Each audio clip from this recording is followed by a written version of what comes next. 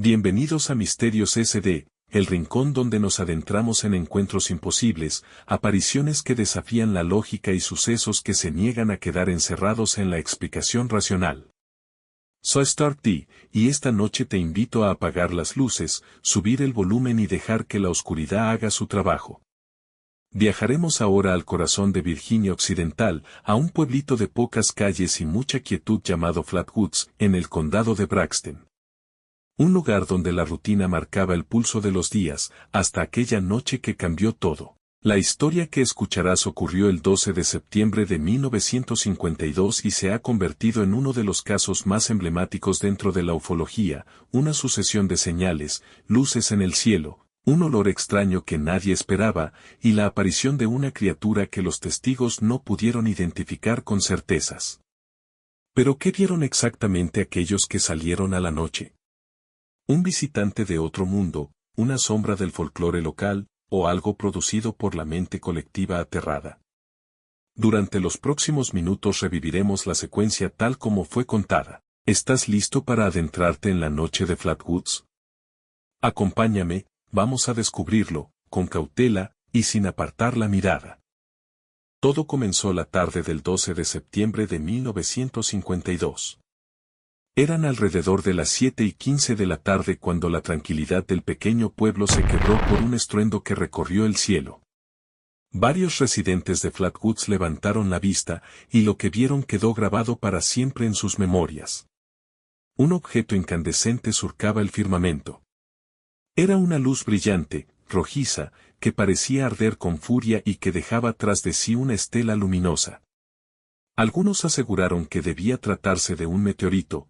Otros juraron que era un avión en llamas que había perdido el control. Pero lo cierto es que aquel objeto descendía, lento y decidido, en dirección a una colina cercana.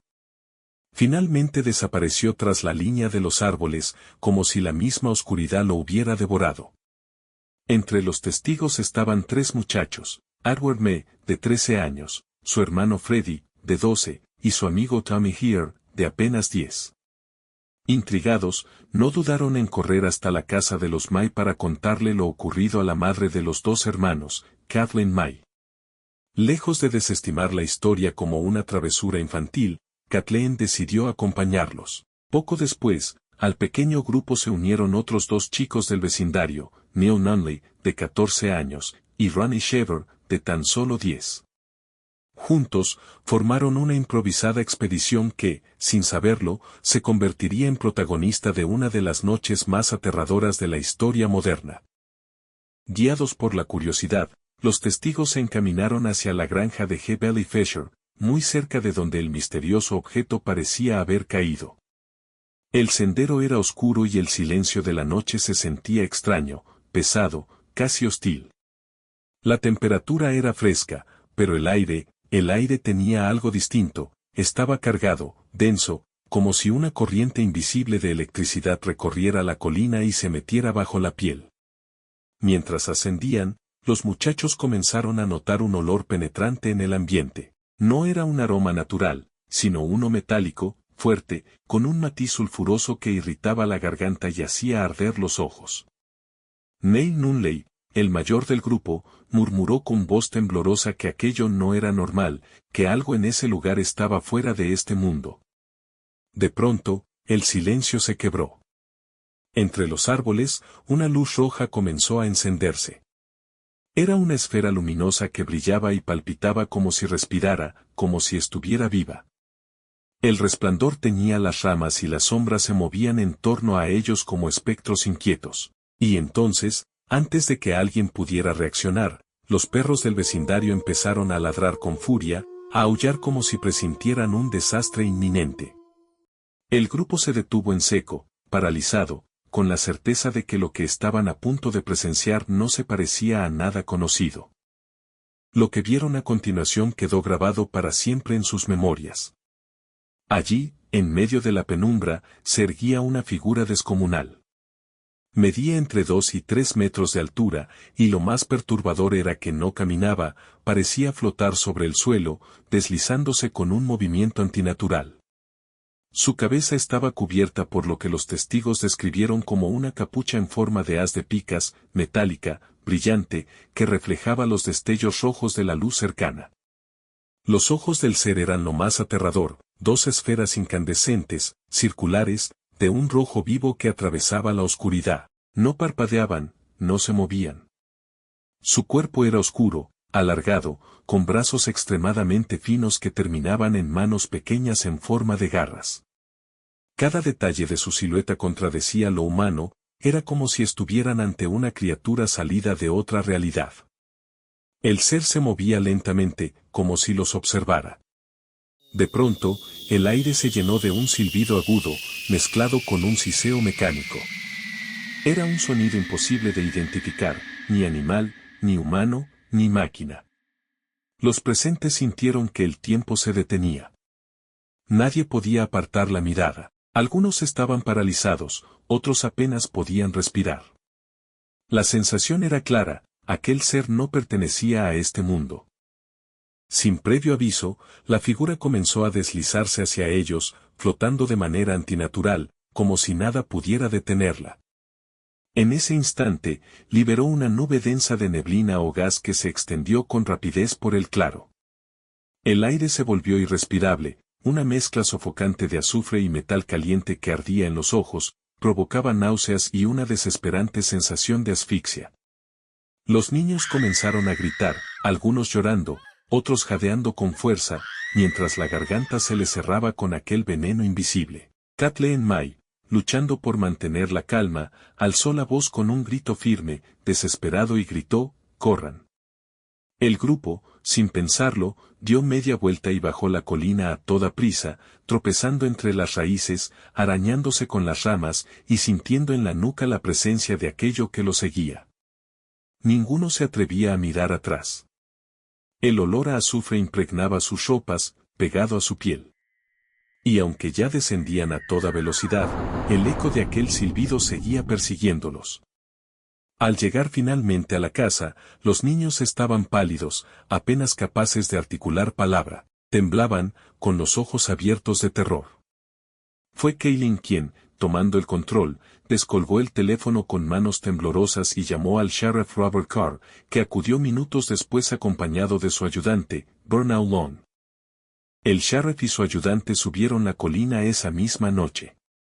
No encontraron rastro alguno de la criatura, pero el aire seguía impregnado de aquel olor penetrante, metálico y sulfuroso, tan fuerte que parecía adherirse a la garganta. Al recorrer el área, descubrieron que la hierba estaba aplastada en grandes secciones, como si algo de un peso descomunal hubiera estado allí, moviéndose lentamente. Stuart, otro de los hombres que inspeccionó el lugar, afirmó haber visto marcas de deslizamiento en el campo y lo que describió como un depósito extraño y gomoso sobre la tierra. Era como si el suelo mismo hubiera sido contaminado por la presencia de algo que no debía estar allí. Aunque los oficiales no escucharon ni vieron nada fuera de lo común, la escena transmitía un desasosiego difícil de explicar.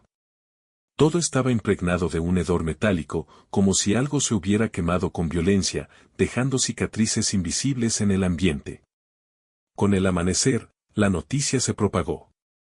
Periodistas, curiosos y vecinos acudieron al lugar, ansiosos por ver con sus propios ojos lo que había ocurrido. Pero lo que encontraron no fue tranquilidad, sino síntomas alarmantes, mareos, irritaciones en la piel, escozor en los ojos, vómitos.